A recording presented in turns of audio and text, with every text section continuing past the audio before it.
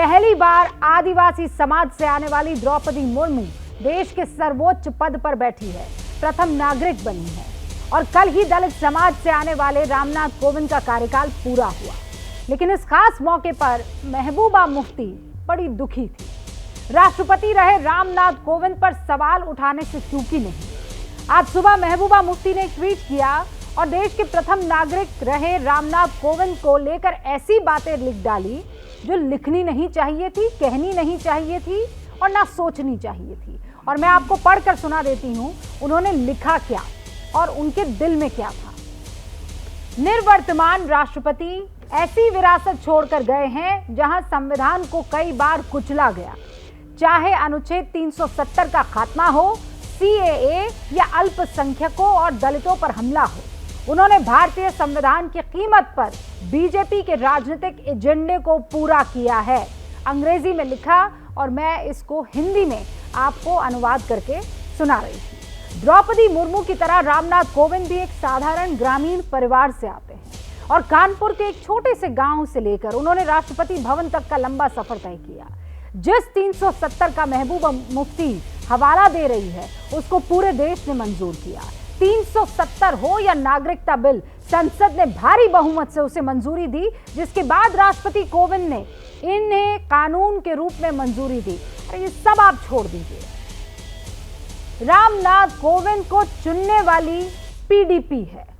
PDP की इस वक्त नेता कौन है, अध्यक्षा कौन है? महबूबा मुफ्ती है। इस तरीके की दोहरी बातें, इस तरीके का दोहरा मापदंड कहने से पहले ये सोच नहीं पाई वो, या भूल गई कि 2017 में जब राष्ट्रपति का चुनाव हुआ था तो यही महबूबा मुफ्ती थी जिनके 28 विधायकों ने और हो सकता है उस वक्त के कुछ सांसद वोट किया हो।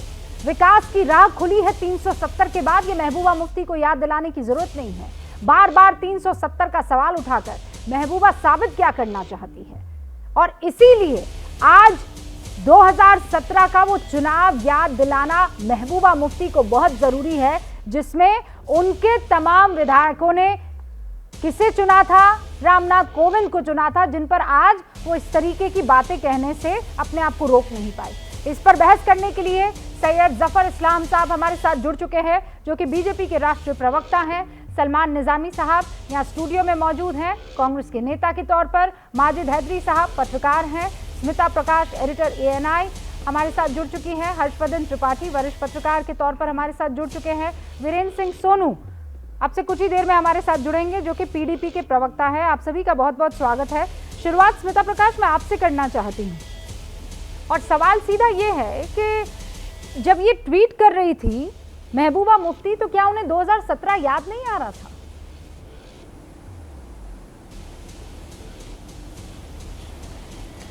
रूबिका, एक्चुअली उनकी ट्वीट के पीछे अगर उनके ट्वीट को अगर देखें तो इसके दो पहलू हैं। पहला कि क्या महबूबा मुफ्ती ने पूर्व राष्ट्रपति के खिलाफ बयान देकर कोई गलती की है, मतलब इज देयर समथिंग रॉन्ग, और क्या ये उनका हक नहीं बनता कि वो रामनाथ कोविंद की निंदा या प्रशंसा खुलेआम करती। दरअसल जैसे ही नए राष्ट्रपति ने शपथ ग्रहण किया है उस वक्त से पूर्व राष्ट्रपति एक आम नागरिक हो जाते हैं। वो आर्म फोर्सेस के सुप्रीम कमांडर नहीं रहते और ना ही भारत के प्रथम नागरिक कहलाते हैं।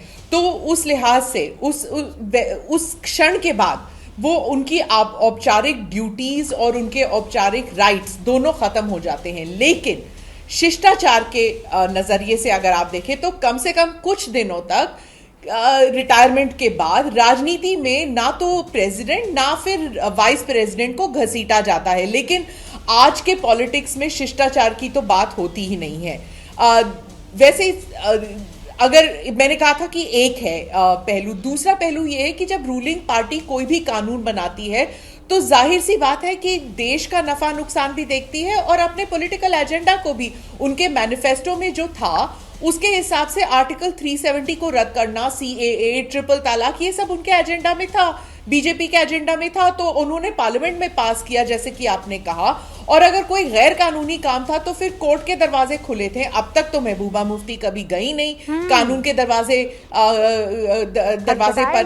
तो रही बात उन्होंने जो कहा दलितों के खिलाफ, आई मीन एवरीबडी नोज कि रामनाथ कोविंद जी वो भी एक शेड्यूल कास्ट कम्युनिटी के हैं, और अगर उनको ये इल्जाम देना कि वो दलित समुदाय के खिलाफ वो कुछ कर रहे थे, ताज्जुब होता है कि वो कहां से ये सब आइडियाज लेके आती हैं ट्वीट करने से वीरेंद्र सिंह सोनू साहब कहां से ये आइडिया लेकर आती हैं महबूबा मुफ्ती? इस तरीके के ट्वीट के मतलब वो हंसी भी आए, समझ में भी ना आए, दलितों के खिलाफ रामनाथ कोविंद जाएंगे, आप सिखों के खिलाफ कभी जाने की सोच भी सकते हैं वीरेंद्र सिंह सोनू साहब?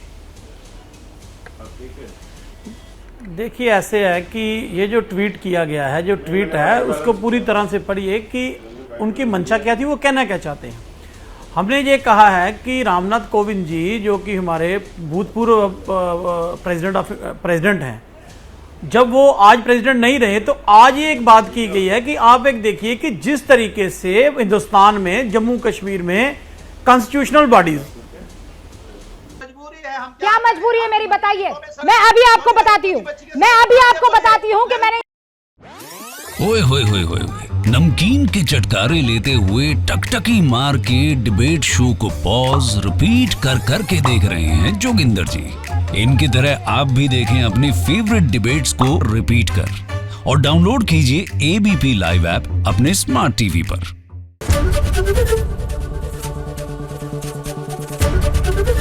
एबीपी न्यूज आपको रखे आगे।